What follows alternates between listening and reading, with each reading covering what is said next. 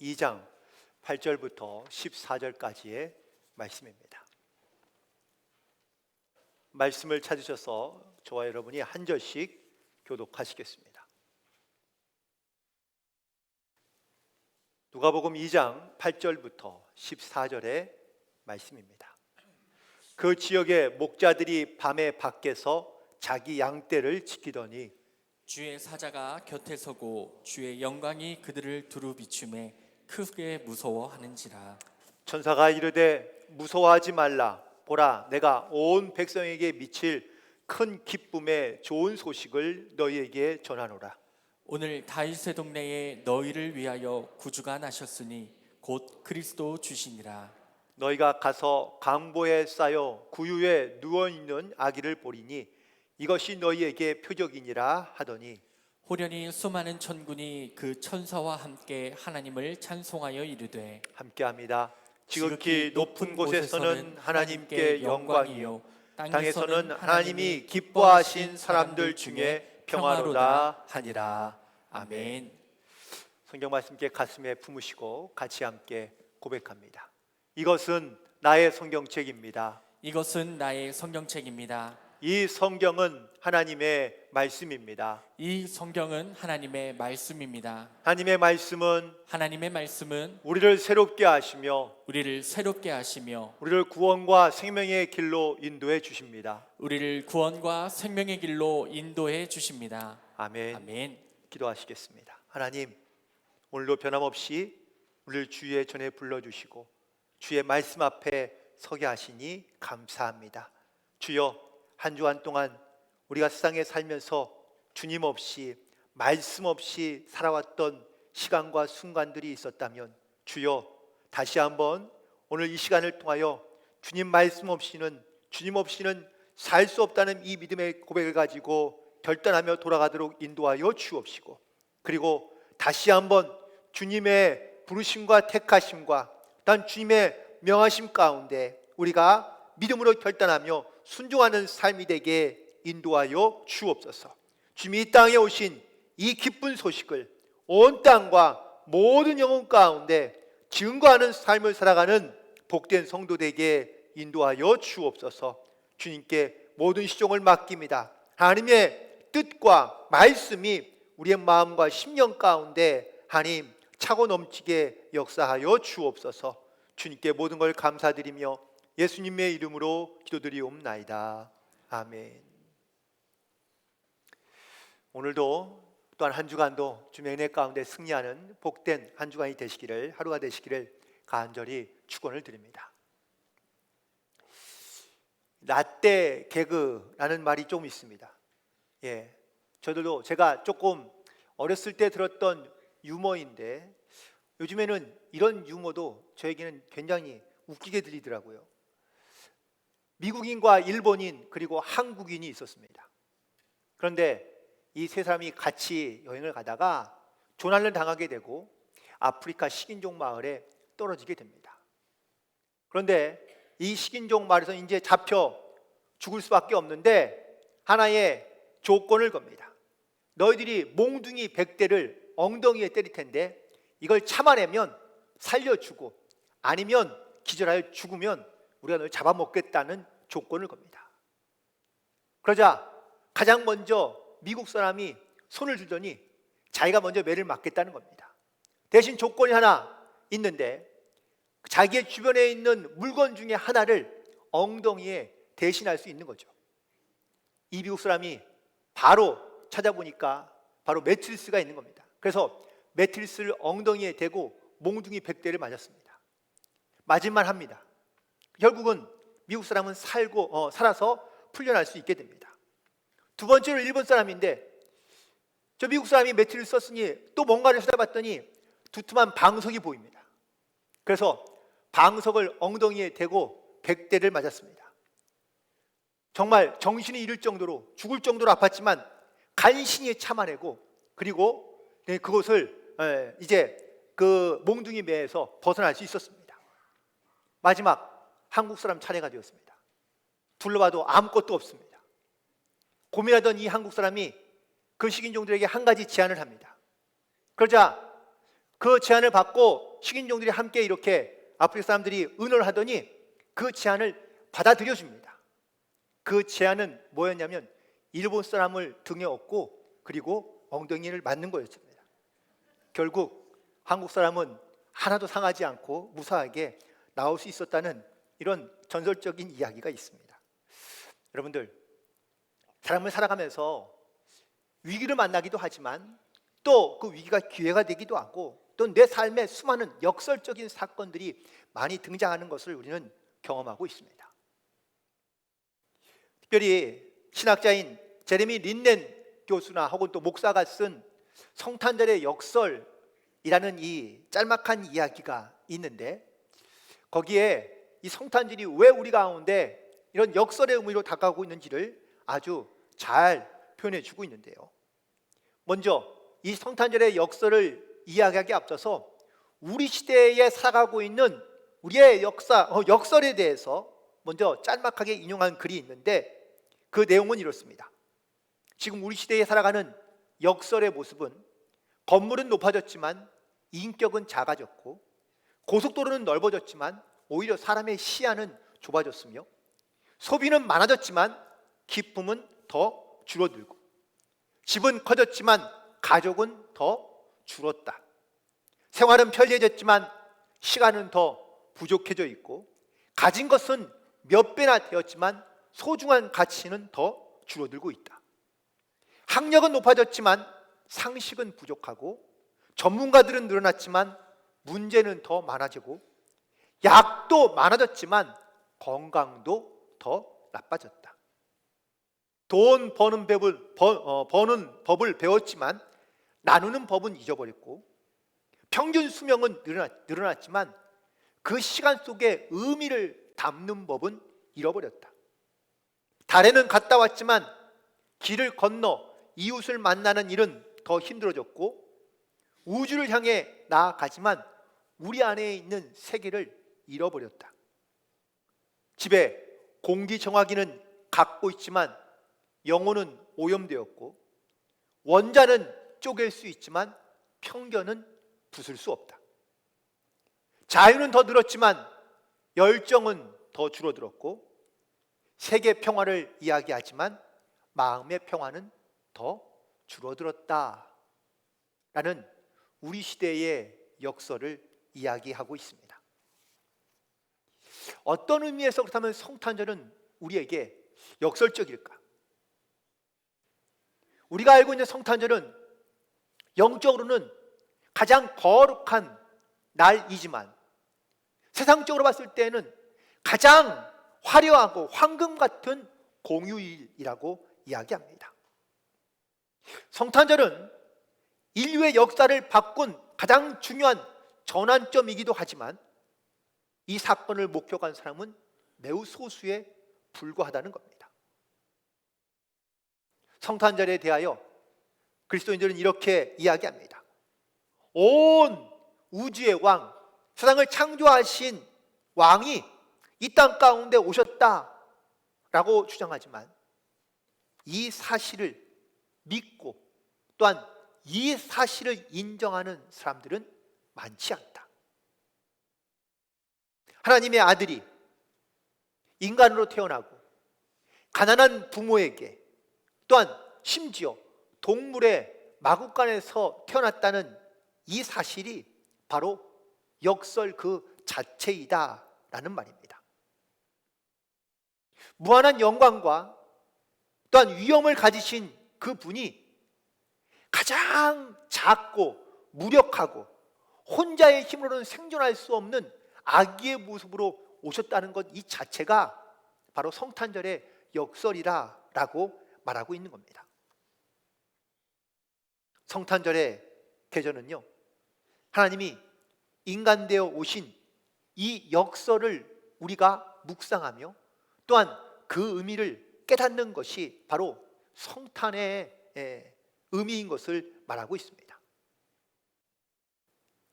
성탄절은 또한 성탄의 역설은 약함으로 강함을 이기고 죽음으로 부활을 경험하며 사랑으로 미움을 이겨가는 바로 이 역설의 지혜를 배워가는 것이 바로 성탄절의 계절의 의미인 것을 말하고 있습니다. 우리는 살아가면서 끊임없이 우리의 욕망과 우리의 욕심을 따라 살아가지만 하나님이 이 땅 가운데 오신 이 사건, 이 성탄의 의미를 통하여 내가 왜 이 성탄의 사건을 기억하며 또한 이 성탄의 의미가 무엇인지를 우리가 깨닫고 살아가야 될지를 우리 가운데 깨닫게 하며 말씀하고 있다라는 것이죠. 내일이 크리스마스입니다. 여러분들, 크리스마스를 맞이하시면서 여러분 마음 가운데 얼마나 큰 기쁨과 설레임과 또한 그런 마음의 그런 소망을 가지고 여러분 과연 크리스마스를 기다리고 계십니까?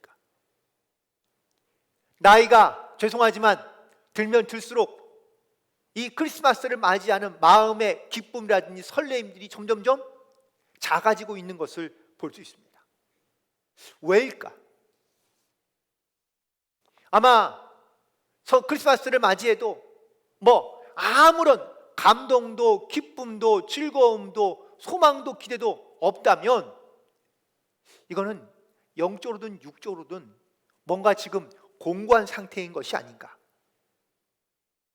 그래서 성탄절이 다가올 때마다 사실 물어보긴 됩니다. 이 성탄이 정말 나에게 기쁨의 소식일까? 예수님이 이 땅 가운데 오신 이 성탄의 사건이 분명 큰 기쁨의 소식이라고 말씀하고 있는데 과연 이것이 나에게 해당되는 말씀인가? 우리는 살아가면서 수많은 위기나 아니면 또한 고난이 우리 가운데 언제 닥쳐올지 알 수 없습니다. 어지러운 그런 쌍 가운데 우리가 살면서 정말 큰 기쁨, 그 기쁨을 우리가 찾기가 어렵고 혹은 또 경험하기가 참 어려운데 오늘 본문에 있는 말씀에서 예수님이 이 땅 가운데 오신 사건이 우리에게 큰 기쁨의 좋은 소식이라고 말씀하고 있습니다. 왜 예수님의 탄생이 우리에게 큰 기쁨의 소식인지, 또한 나는 이 기쁨의 소식을 나는 어떻게 나는 전하며 또한 이 기쁨의 소식을 나는 증거하고 있는지 오늘 다시 한번 이 성탄의 기쁨의 복된 소식을 여러분들 깨닫고 결단하는 그런 은혜의 시간이 되기를 간절히 소망합니다. 첫 번째, 먼저 예수님의 탄생의 사건이 왜 큰 기쁨의 소식일까? 라는 이 질문으로부터 다시 오늘 말씀은 시작하게 되었습니다. 오늘 본문 10절에 있는 말씀이죠. 천사가 이르되 무서워하지 말라. 보라 내가 온 땅, 온 백성에게 미칠 큰 기쁨의 좋은 소식을 너희에게 전한다고 말하고 있습니다. 이 말은 천사 앞에서 두려워하고 있는 목자들을 향하여 주신 천사의 말입니다. 지금 목자는 천사를 만나고 이 두려움 가운데 천사의 음성을 듣고 있습니다. 천사는 분명 말합니다. 두려워하고 있는 목자들에게 큰 기쁨의 소식을 전하기 위하여 찾아왔다고 이야기하고 있습니다. 하지만 정작 그 소식을 듣고 있는 목자들은 이것이 자기들에게 큰 기쁨의 소식인지 아닌지 구별하기 어렵습니다. 혹시 여러분들이 살아가면서 듣고 싶은, 바라가 원하는 큰 기쁨의 소식이 있다면 그건 과연 어떤 것이며 무엇입니까? 성공하며 승진하고 또한 세상에서 내가 부해지는 것, 소유가 많아지는 것, 혹시 이것이 나에게 가장 큰 기쁨의 소식인가? 세상의 법칙을 한번 생각해 보시기 바랍니다. 세상의 법칙은 양육강식입니다. 즉 약한 자는 잡아먹히고 강한 자가 살아남는 그러한 세상 가운데 우리가 살고 있습니다. 강한 자가 모든 것을 가지고 모든 것을 빼앗기 때문에 그래서 우리는 세상에 살아갈 때에 어떻게든지 우리는 그것이 생업이든 아니면 자기 어떤 일이든 간에 우리는 뭐든지 다 이겨야만 한다는 이러한 생각과 강박감을 가지고 있습니다. 약한 자들은 빼앗기기 쉽기 때문입니다. 그리고 그 욕망을 더 부추기는 것이 바로 우리의 현실이기도 합니다. 철저한 경쟁 사회 속에서 우리는 살아남기 위하여 애쓰고 힘쓰고 있습니다. 기업인들도 마찬가지고 정치인들도 마찬가지입니다. 목숨 걸고 이렇게 투쟁하며 싸우는 이고, 또한 이겨야 하는 이유는 이겨야 모든 것을 내 것으로 장악할 수 있다고 생각하기 때문입니다. 자, 그렇다면 예수님은 이 땅 가운데 왜 내려오신 걸까요? 예수님은 바로 하늘에서 모든 만물을 다스리시는 분인데, 그렇다면 그 하늘의 것을 버리고 이 땅 가운데 내려오신 이유가 마치 지금 우리가 살고 있고 알고 있는 이 세상의 법칙과 혹은 세상의 방법대로 살기 위하여 이 땅 가운데 내려오신 분이냐? 라는 이 질문입니다. 결코 그렇지 않습니다. 만약에 그런 계획과 또한 그런 의도가 있었다면 예수님은 큰 부강한 나라에, 그리고 임금의 아들로 태어나야 되겠죠. 근데 오히려 예수님은 가장 가난한 자에게, 그리고 가장 비참한 곳에서 예수님께서 태어나셨다라는 사실입니다. 이 사건이 무엇을 의미하고 있느냐? 바로 하나님은 이 세상의 질서를 바꾸겠다라는 그러한 의도와 의미를 가지고 예수님을 이 땅 가운데 보내시고 또한 그곳에 태어나게 하신 겁니다. 우리가 알고 세상에 말하고 있는 세상의 법칙과 세상의 방법대로 주님께서 이 땅 가운데 오신 것이 아니라 그것을 뒤집고 바꾸어서 오히려 모든 사람에게 미칠 큰 기쁨의 소식을 전하고 또한 증거하기 위하여 이 땅 가운데 오셨다는 것을 말씀하고 있습니다. 살면서 좋은 소식도 있고 나쁜 소식도 있겠죠. 그럼 성탄절은 여러분에게 어떤 소식입니까? 아무런 의미가 없고 나에게 아무런 그런 기대와 소망이 없는 그런 무소식 혹은 의미가 없는 그러한 성탄절이라면 이 성탄절은 정말 우리에게 그런 기쁨의 소식이 될 수 없다는 것을 깨닫게 됩니다. 하지만 예수님이 이 땅 가운데 오신 이 소식을 믿음으로 또한 그를 또한 복음으로 받아들인 사람은 예수님이 이 땅 가운데 오신 이 사건이 우리에게는 그 무엇과도 바꿀 수 없는 가장 큰 기쁨의 소식이 되는 줄로 믿습니다. 특별히 오늘 이 누가복음에서 주목하고 있는 그 기쁨의 대상은 바로 목자들입니다. 목자들이 왜 이 누가복음에서 가장 먼저 예수님의 탄생 소식을 알게 되었을까요? 여기에는 분명한 하나님의 뜻이 있는 것을 깨닫게 됩니다. 오늘 본문에서 양떼를 지키고 있는 목자들은요, 오늘 본문에 있는 8절에 보니까 밤에 밖에서 자기 양떼를 지키고 있다고 말씀하고 있습니다. 목자들이 양을 지키는데 굳이 밤까지 지킬 필요가 있을까요? 저녁이 되고 밤이 되면 다 어디로 가야 됩니까? 집으로 돌아가야 되죠. 양떼도 우리로 돌아가야 됩니다.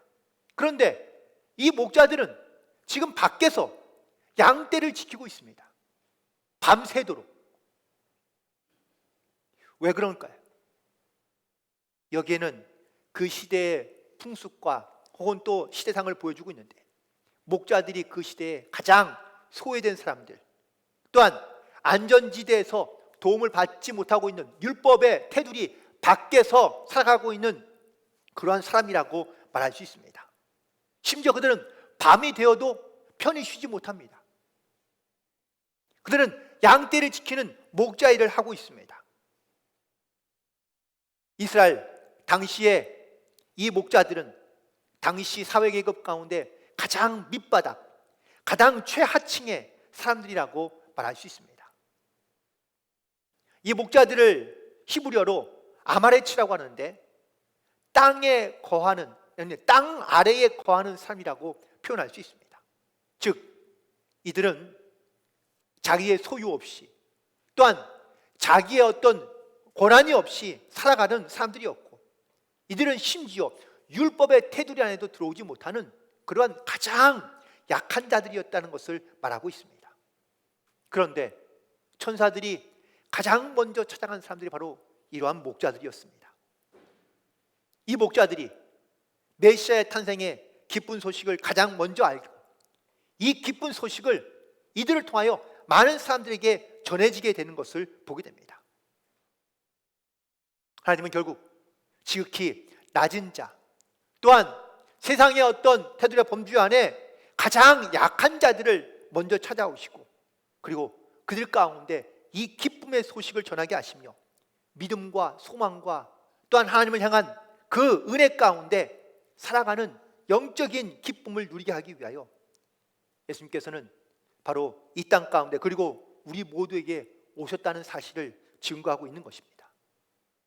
결국 이 성탄의 기쁜 소식은 바로 이처럼 하나님을 바라보며 또한 정말 하나님을 사모하는 자들에게, 또한 세상 가운데 가장 약한 자들에게 오셔서 큰 기쁨으로 그 기쁨의 소식을 또한 증거하기 위하여 오늘 이 땅 가운데 우리에게 임하신 하나님이신 줄로 믿습니다. 두 번째는 바로 위대하신 주님이 가장 낮은 곳에 임하셨다라는 사건입니다. 오늘 본문 11절에 있는 말씀에 보니까 다윗의 동네에 너를 위하여 구중하셨으니 곧 그리스도 주라고 말하고 있는데요, 여기에서 예수님을 표현한 세 가지의 표현이 있습니다. 첫 번째는 구주, 바로 그는 구원자라 되시고, 또한 두 번째는 그리스도인데 이건 바로 메시아를 말하고 있습니다. 그리고 마지막은 주인데요, 이 주는 바로 퀴리오스, 주인이라는 뜻을 가지고 있습니다. 즉 예수님이 이 땅 가운데 구원자이며 메시아이고 세상 가운데 주인으로 이 땅 가운데 오셨다는 것을 말씀하고 있는데, 놀랍게도 이렇게 세상 가운데 가장 큰 자로 오신 분이 다윗의 마을, 가장 작은 마을 가운데 태어나셨다라는 사실을 우리에게 말씀해 주고 있습니다. 혹시 여러분들 고향이 어디십니까? 시골에서 올라오신 분 계십니까? 시골에서 예전에는요, 시골에서 서울로 상경해서 여기에서 먹고 살만하며 집 한 채 갖고 있다면 예전에는 다 성공했다고 이야기를 합니다. 그런 의미에서 시골에서 올라오신 분들이 계신다면 나름대로 다 성공하신 분들이라고 말씀할 수 있겠죠. 반대의 경우도 있습니다. 서울에서 살다가 지방으로 내려오신 분들이 있습니다. 그러면은 왠지 그 지방의 시골에 있는 분들은 서울에서 내려왔다면 뭔가 좀 많이 아는 것 같고 잘 살 것 같고, 그래서 왠지 그냥 서울에서 내려온 사람들을 그냥 동경 아닌 동경의 눈으로 바라보는 그런 모습들이 사실 예전에는 많이 있었습니다. 여러분, 예수님이 이 땅 가운데 내려오시고 또한 사람의 모습으로 이 땅 가운데 내려오셨지만, 예수님이 과연 그런 낮은 곳에 임하였지만 그 낮은 자리에서 혹은 낮은 곳에서 예수님이 과연 어떠한 대접과 혹은 또 어떠한 영광을 받고 있습니까? 가장 영광스러운 주님이 가장 낮고 가장 비천한 곳에 오셨다는 것, 이 자체가 바로 성탄절의 역설이라고 말하고 있는 겁니다. 그리고 이것이 기독교의 핵심인 것입니다. 말씀 속에서 특별히 이 부모인 요셉의 가정을 표현하고 있는데, 7절에 있는 말씀에 보니까 첫 아들을 낳아 강보에 싸서 구유에 누였으니 이는 여관에 있을 곳이 없음이러라 라고 말하고 있습니다. 이 말씀 가운데 저는 이런 마음이 들었습니다. 예수님은 왜 가난한 요셉의 집에 태어나게 하셨을까? 요셉이 호적하기 위하여 자기의 고향으로 돌아갔는데요, 아내가 산딸이 되고 또 출산할 날이 얼마 남지 않았는데, 시간이 얼마 남지 않았는데 이 남편이 해줄 수 있는 것이 아무것도 없습니다. 이 말은 그가 여관을 쌓았지만 여관이 있을 곳이 없었을 뿐만 아니라 또 아이를 낳고 아이를 놓은 곳이 바로 마구간에 있는 구유에 그 아이를 놓게 되었다는 이 말은 이 요셉의 가정의 모습이 사회적으로든 경제적으로든 매우 가난한 모습을 하고 있었다라는 의미입니다. 요즘 말로 하면 흙수저입니다. 가진 것도 없고 능력도 없고, 그래서 어쩔 수 없이 그 아이를 놓을 곳을 찾다 보니 여 안에는 방이 없고, 그리고 결국은 마구간의 구유에 아이를 놓을 수밖에 없는 그런 처지. 그래서 정말 그의 형편과 사정이 얼마나 가난한지, 또한 또 얼마나 어려운지를 그 암시적으로 보여주고 있는 표현이라고 말하고 있는데, 하나님은 왜 이렇게 가난하고 비천한 이 요셉의 가정 가운데 예수님을 태어나게 하셨을까? 여기는 하나님의 의미가 있고 뜻이 있다는 것을 깨닫게 됩니다. 동방박사들이, 마태복음에서는 동방박사들이 예수님을 찾아옵니다. 그런데 예수님을 찾으러 간 곳이 어디였죠? 헤롯의 왕궁이었습니다. 동방박사들은 별을 보고 찾아왔지만 당연히 만왕의 왕 구원자로 오신 메시아는 임금의 아들일 것이라고 생각하며 왕궁으로 찾아갔던 겁니다. 하지만 곧 그들의 생각이 잘못되었다는 것을 그들은 깨닫게 되고 다시 돌아와, 그리고 메시아가 나신, 예수님이 태어나신 이 마구간에 와서 그들이 경배하고 가는 것을 보게 됩니다. 우리는 살아가면서 착각 가운데 살아갈 경우가 종종 있습니다. 내가 예수님 때문에 힘을 갖게 되고, 내가 예수님 때문에 물질을 갖게 되고, 내가 예수님 때문에 뭔가 어떤 능력이나 위치를 서게 되면 이것이 나의 것인 양 우리는 그렇게 착각하며 살아가는 경우가 많습니다. 이런 사람들을 향하여 예수님이 이 땅 가운데 그렇게 천한 자리에, 낮은 자리에 오신 이유는, 있는 자들아 좀 목에 힘을 좀 빼라, 좀 겸손해라 라는 말씀이고, 정말 힘이 없고 연약한 자들에게는 야, 나도 이런 곳에 태어났는데 나를 보고 너희도 힘을 내라, 다시 일어나라, 다시 함께 나아가자 라는 이러한 용기의 메시지를 우리에게 주고 있는 것이라고 깨닫게 됩니다. 예수님의 탄생의 사건이 그냥 예수님에게만 그 비천하고 혹은 또 가장 열악한 곳에 태어난 것으로만 끝이 아니라 낮은 자리에까지 오신 예수님이 바로 이 땅에서 가장 죄 많고 혹은 또 가장 연약하며 또한 가장 힘든 삶을 살고 있는 수많은 사람들 가운데 용기를 주시고, 또한 그들에게 도전을 주시고, 그를 다시 일으켜 세우며 또한 그들을 구원해 내셔서 하나님의 그 거룩한 온전한 날에 들어갈 수 있게끔 하게 하기 위하여 예수님께서 이 땅 가운데 오셨다는 사실을 우리는 잊지 않고 이 성탄의 의미를 깨닫고 우리는 주님 앞에 더 믿음으로 순종함으로 또한 결단함으로 나아갈 수 있게 되기를 간절히 소망합니다. 그리고 마지막으로 이 성탄절의 의미는 바로 모든 이에게 차별 없는 평화의 메시지를 전하기 위함이라는 것을 말씀하고 있습니다. 오늘 본문 14절에 있는 말씀이죠. 지극히 높은 곳에서는 하나님께 영광이요, 땅에서는 하나님이 기뻐하신 사람들 중에 평화로다라고 말하고 있습니다. 이것이 하나님께서 우리에게 전하고자 하는 바로 메시지입니다. 즉 기독교의 메시지이며 또한 이것이 하나님의 뜻인 것을 우리에게 말하고 있습니다. 하나님은 하늘에만 영광이 있는 것을 원치 않으시고, 하늘의 영광이 이 땅 가운데 임하면 이 땅에는 평화가 이루어지게 될 것이라고 말씀하고 있는 겁니다.